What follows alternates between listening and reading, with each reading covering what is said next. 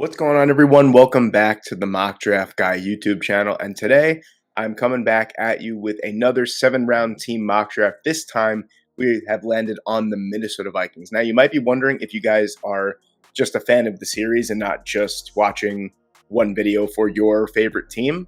Either way, thank you guys so much for watching. But I did skip over the New York Jets. They are my favorite team at number 10. And the reason is I'm absolutely disgusted with them as an organization. Well, that's not really the reason. I'm just kidding, but that's partially the reason. But I do have a special guest lined up for that actual draft itself, so I'm going to hold off on that one a little bit. And they are my favorite team as well, so maybe I'll wait until the final team. Who knows? But either way, it's going to be coming at you guys pretty soon if you guys are looking forward to that. But we've landed on the Minnesota Vikings today, and I'm not going to lie, I'm going to be pretty aggressive in trying to move up to get a franchise quarterback. I think at number 11, really our only two options are maybe three options are going to be J.J. McCarthy, Michael Penix Jr., and Bo Nix. And not to say that the three of those guys aren't going to be great. If I had to choose one out of the three for the Minnesota Vikings, it'd probably be Michael Penix Jr. But I'm going to try to move up. I'm going to try and get one of the big guys. I'm going to try and get Caleb Williams, Drake May, or Jaden Daniels. We know the history that the Vikings have in being aggressive and trying to move up for first-round quarterbacks. You think of last year with Anthony Richardson. So we're going to see what we can do here in this 7-round mock draft. Okay, ladies and gentlemen, we have moved up from number 11 to number 4 with the Arizona Cardinals. The way that the board has fallen right now, number 1, 2, and 3, I feel like could be a real combination of three guys off the board. Maybe switch Marvin Harrison Jr. and Caleb Williams, but I think there's a real possibility that Jaden Daniels could go before Drake May. And in this simulation, this scenario, this is exactly what has happened. So I am not going to waste any time. I'm going to move up to number 4, and I'm going to select Drake May. So what the trade was, it was a big one. So let's just recap it real quick. It was number 11 overall, number 42 overall, and number 162 overall from this year.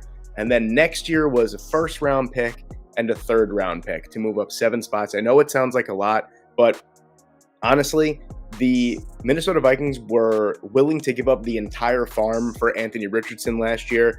I know that was from, I believe it was from what, like number 23 overall, way up. So the cost was a little bit more, but Arizona is going to know exactly what Minnesota is trading up for. So that is going to, of course, bring the price tag up that much more. So it's a lot to give up, but hear me out. I think Drake May is the perfect fit for the Minnesota Vikings. I mean, you know, he's just the prototypical modern day NFL quarterback, 6'5", 225 pounds, cannon of an arm. I mean, I'm just salivating at the mouth thinking about Drake May throwing the ball deep down the field to Jordan Addison, Justin Jefferson. Oh my goodness, it's going to be tremendous. So we did give up a lot. We were able to maintain a lot of the picks that we have here in this year's draft. So I was super excited about that because this is a roster that, offensively, great offensive line, great weapons, still have a great quarterback. Well, he's a free agent in Kirk Cousins, but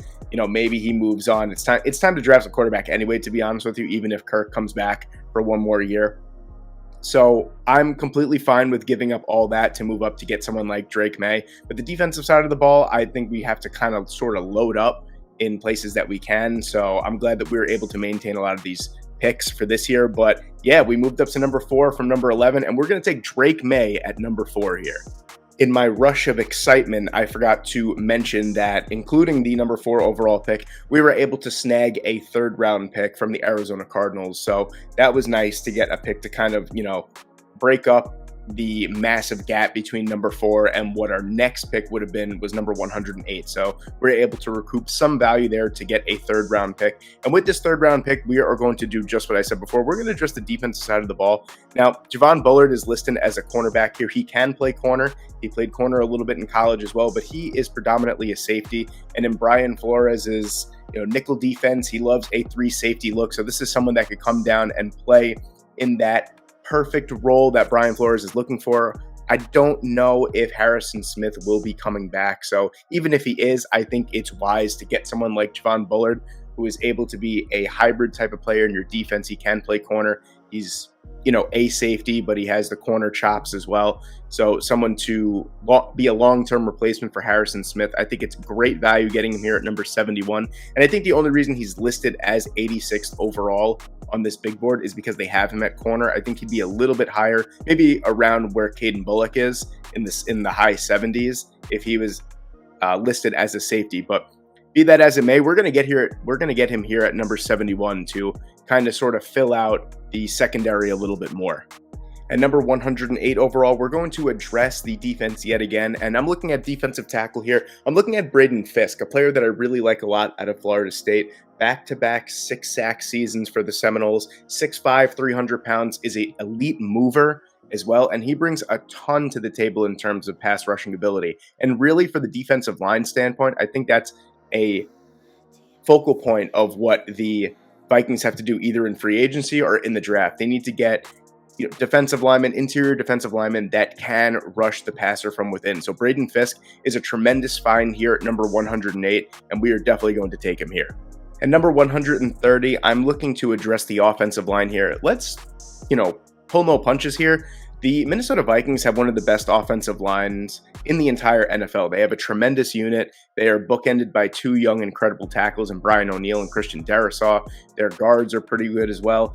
Garrett Bradbury is okay. He hasn't lived up to his first-round draft status. He's okay. He's someone that can be improved upon, I want to say, but I'm not really looking to move on from him this year. I believe after the 2024 season, it can get out of the rest of his contract. I believe it's a dead cap hit of maybe 1.3 million or something after that. So I'm looking to upgrade the depth really behind the offensive line here. And Drake Nugent is on the board at number 130. And that's someone I really like a lot here to kind of be that guy that could step in and start right away if Garrett Bradbury gets injured, one of the guards gets injured as well, but someone that could be a long-term replacement for Bradbury as well. So I'm going to take Drake Nugent here for, more insurance for this year, a little bit depth behind the interior of the offensive line, but someone that can take over and start right away if they decide to move on from Bradbury after next year. At number 155, I'm actually going to go back to the defensive line yet again. I know what you might be thinking. We haven't looked at linebacker yet. We haven't looked at running back yet. I have some players in mind for the next couple picks from those positions, so don't you worry about that. Those are also two positional groups in this year's draft class that I think are a little bit on the weaker side. Linebacker, after you get through Adrian Cooper and guys like that, Jeremiah Trotter, it really kind of goes downhill after that. Same thing with the running back room. It's very top heavy, and then after that you got a lot of really, really good contributors, but not someone that I'm willing to take super, super high. So at 155, I'm going to go back to the defensive line here. I'm looking at Jomri Croma out of James Madison. This guy is super interesting to me. He's an incredible pass rusher, 10 sacks in James Madison's debut season in the FBS. An incredible season for them, an incredible season for him and Jalen Green. These guys were fantastic. Now, I know it's not the cream of the crop competition, but at the same time, 10 sacks from the defensive tackle position. He's 6'4", 275 pounds, so if Brian Flores continues to put out odd fronts on the defensive line, this is someone that I would love to see at 5-tech, maybe even in a wide 9 at 6'4", 275. He's someone that I think that could even play rush linebacker, to be quite honest with you. Depends on how quick he is at the combine and his pro day. But he's a super interesting prospect that's really, really versatile. And don't let 225 on the big board fool you. I think he's going to go much higher than what his big board ranking is. But I'm going to go back here. I know 2 defensive tackle picks in 3 selections. I get it. But this is a player that is too interesting for me to pass up for the Minnesota Vikings here.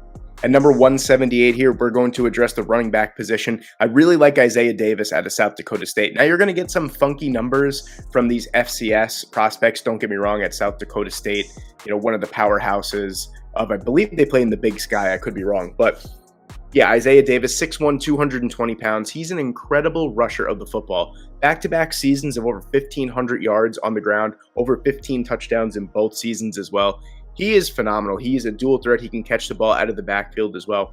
Someone that's probably going to run in the super low 4.5, so he doesn't have that breakaway speed, but he's got enough speed and elusiveness to get through to the second level of the defense. Someone that just has tremendous vision as well. This is a great find down the board here, and I'm more than comfortable with taking a running back at this spot at 178, and that's exactly what we're going to do.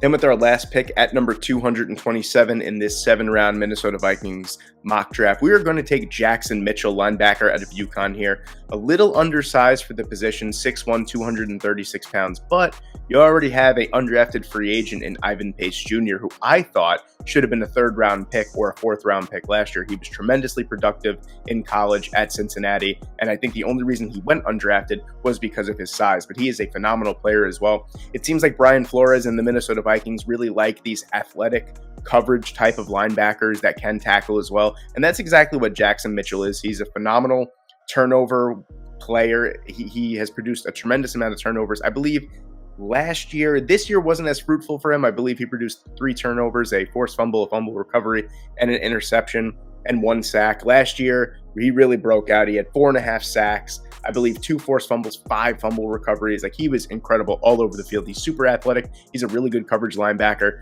And this would be another incredible find way down the board for the Minnesota Vikings. Imagine the 2 starting inside linebackers being Jackson Mitchell, a 7th-round pick, and then an undrafted free agent in Ivan Pace Jr. That would really be something.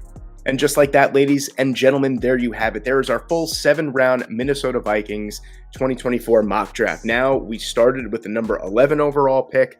We traded the number 11 overall pick, number 42 overall pick, number 162, and a 1st and a 3rd for next year to move up to number 4. We selected Drake May, quarterback out of North Carolina. At number 71, we also got this pick from the Arizona Cardinals. We took Javon Bullard, a cornerback safety hybrid out of Georgia.